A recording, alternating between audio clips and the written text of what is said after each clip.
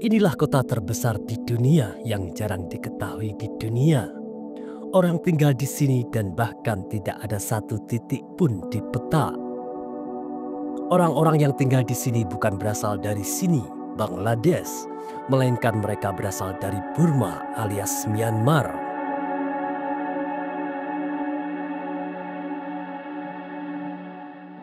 Semua bangunan di sini bahkan tak dapat ditangkap oleh jangkauan kamera drone.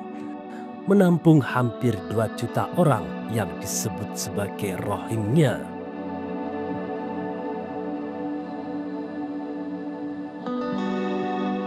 Ini adalah kamp pengungsian terbesar di dunia.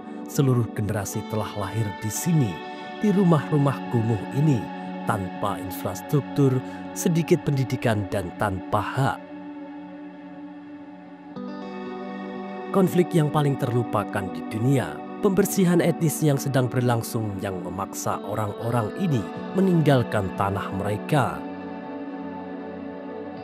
Bahkan orang-orang tua yang ada di sini tak lagi mengharap bisa keluar dari sini. Mereka berharap mati di sini. Kecuali di antara pemuda-pemuda yang beruntung bisa pergi ke negara-negara lain. Mereka tak jarang kehilangan keluarga mereka, pergi jauh meninggalkan keluarga untuk mencari masa depan yang lebih baik.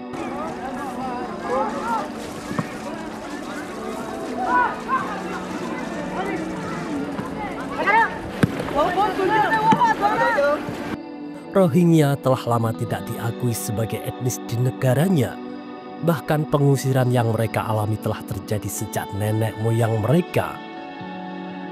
Pemerintah Myanmar enggan mengakui kewarganegaraan Rohingya, bahkan mengecualikan mereka. Rohingya merupakan kelompok etnis minoritas beragama Muslim asal Myanmar. Mayoritas kelompok ini telah lama tinggal di wilayah Rakhine, Myanmar selama berabad-abad. Sejak tahun 1970-an, etnis Rohingya telah bermigrasi ke seluruh wilayah dalam jumlah yang signifikan karena mereka mendapat tindakan diskriminasi. Mereka pun mengalami tantangan seperti kekurangan makan, air bersih, hingga akses layanan kesehatan, sehingga ribuan warga Rohingya melakukan perjalanan berbahaya untuk keluar Myanmar.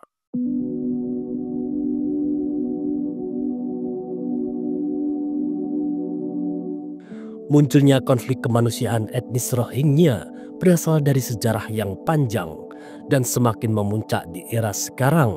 Semakin disorotnya konflik kemanusiaan etnis Rohingya ini membuat dunia internasional semakin tanggap dalam memberikan responnya. Sejarah konflik etnis Rohingya, kemunculan pemukiman Muslim di wilayah Arakan pada tahun 1430 sampai 1434.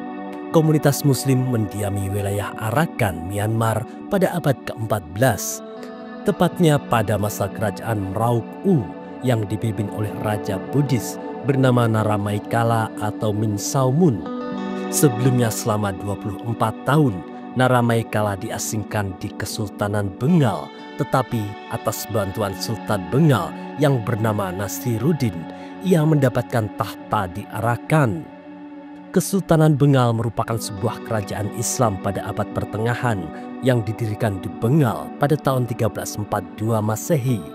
Daerah kekuasaan kesultanan ini mencakup wilayah negara Bangladesh, India bagian timur, dan bagian barat Myanmar. Setelah mendapatkan tahta di sana, Naramaikala kemudian mengucapkan syahadat dan berganti nama menjadi Sulaiman Shah. Kemudian ia membawa orang-orang Bengali untuk membantu administrasi pemerintahannya, hingga terbentuk komunitas Muslim pertama di Arakan saat itu.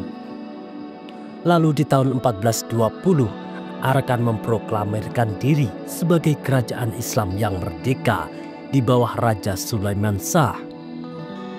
Kekuasaan Arakan yang Islam bertahan selama 350 tahun. Sayangnya di tahun 1784, Arakan kembali dikuasai oleh Raja Myanmar. Kemudian di tahun 1824, Arakan menjadi koloni Inggris. Populasi penduduk Muslim di wilayah Arakan semakin hari terus bertambah. Bahkan pada saat Inggris menguasai wilayah Arakan atau Rakhine ini, Inggris memasukkan orang-orang dari Bengali yang mayoritas beragama Muslim ke wilayah Rakhine sebagai petani. Dari sinilah mulai timbul beberapa gesekan karena mayoritas penduduk yang tinggal di wilayah Arakan menganut agama Buddha.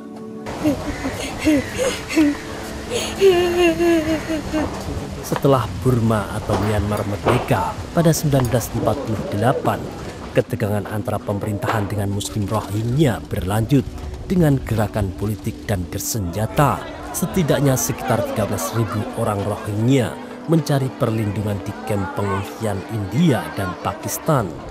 Hal tersebut menyebabkan mereka ditolak hak warga negaranya untuk kembali ke Myanmar dan terjadilah penolakan terhadap Muslim Rohingya. Sejak periode itu, etnis Rohingya menyandang status manusia tanpa negara. Pada 1962, Jenderal Ne Win mensistematiskan penindasan terhadap Rohingya dengan membubarkan organisasi politik dan sosial mereka. Parahnya pada tanggal 25 Agustus 2017, ratusan ribu pengungsi Rohingya melalui penyeberangan perbatasan ke Bangladesh dengan berjalan kaki dan menaiki perahu untuk melarikan diri dari pembunuhan tanpa pandang bulu dan kekerasan lainnya di negara bagian Rakhine, Myanmar. Setahun kemudian pada Agustus 2018, kantor Komisaris Tinggi Perserikatan Bangsa-Bangsa untuk Hak Asasi Manusia, Jenderal Militer Myanmar harus diadili atas tuduhan genosida. Pada tanggal 23 Januari 2020, Mahkamah Internasional memerintahkan Myanmar untuk mencegah kekerasan genosida terhadap minoritas Rohingya. Respon dunia internasional terhadap konflik etnis Rohingya ini lebih tertuju dengan menyediakan tempat pengungsian Rohingya. Negara-negara yang memberikan perhatian kepada etnis Rohingya bersedia untuk menampung pengungsi Rohingya. Salah satu negara paling banyak terdampak konflik etnis Rohingya ialah Bangladesh.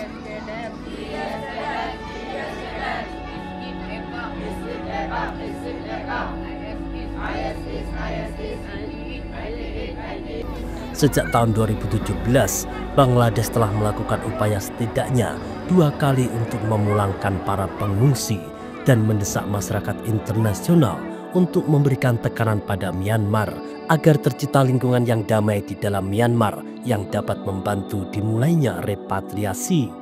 Hampir 2 juta pengungsi Rohingya di Bangladesh menghadapi kecilnya kemungkinan mereka untuk kembali ke kampung halaman dengan selamat. Kepadatan di kamp-kamp pengungsi Rohingya di Bangladesh telah memperparah kondisi hidup para penghuninya. Kebutuhan-kebutuhan mereka seperti pendidikan, makanan, air bersih, dan sanitasi yang layak tidak terpenuhi. Sementara mereka terancam oleh bencana alam dan wabah penyakit.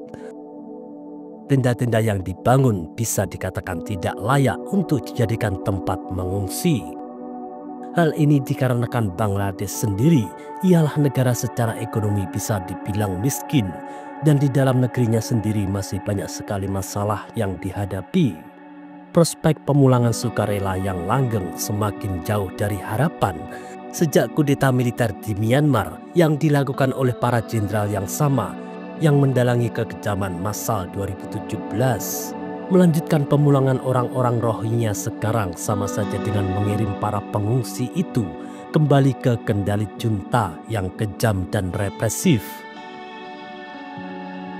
Pengungsi Rohingya telah menyebar di sejumlah penjuru dunia, baik Asia, Eropa maupun Amerika. Jumlah populasi mereka di luar Myanmar semakin membesar dari tahun ke tahun. Selain Bangladesh, negara-negara seperti Arab Saudi menerima pengungsi sebesar 250.000 sampai 470.000 orang. Pakistan 450.000 orang, Malaysia 200.000 orang, India dan Uni Emirat Arab 50.000 orang, dan masih banyak lagi negara-negara lain yang menampung pengungsi Rohingya, termasuk Indonesia menampung lebih dari 1.200 warga.